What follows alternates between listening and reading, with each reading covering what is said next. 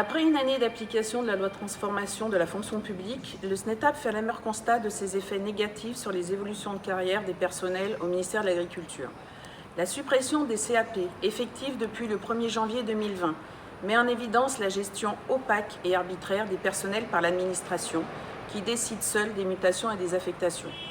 Les lauréats concours ainsi que les contractuels ont malheureusement fait les frais de cette nouvelle organisation. Tout l'été et encore aujourd'hui, 8 jours après la rentrée scolaire, le SNETAP n'a cessé d'interpeller l'administration sur des situations incompréhensibles de certains collègues. Des affectations faites en dépit du bon sens et surtout sans aucune considération. Des lauréats concours contraints de renoncer aux bénéfices du concours car affectés loin de leur domicile familial. Des contractuels qui, le jour de la pré-rentrée, n'avaient toujours pas de poste. La liste serait trop longue à énoncer. Le SNETAP, avec l'appui des élus et représentants, continue à assurer la défense des personnels et le respect de l'équité pour l'ensemble des agents. Les attentes sont multiples et nos constats sont quotidiens, et nos combats également. Revalorisation salariale pour l'ensemble des personnels, salaires qui subissent depuis des années le gel du point d'indice.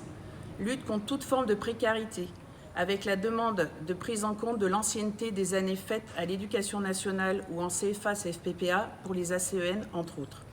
La suppression des CAP pour l'avancement et la promotion dès janvier 2021 est également source d'inquiétude.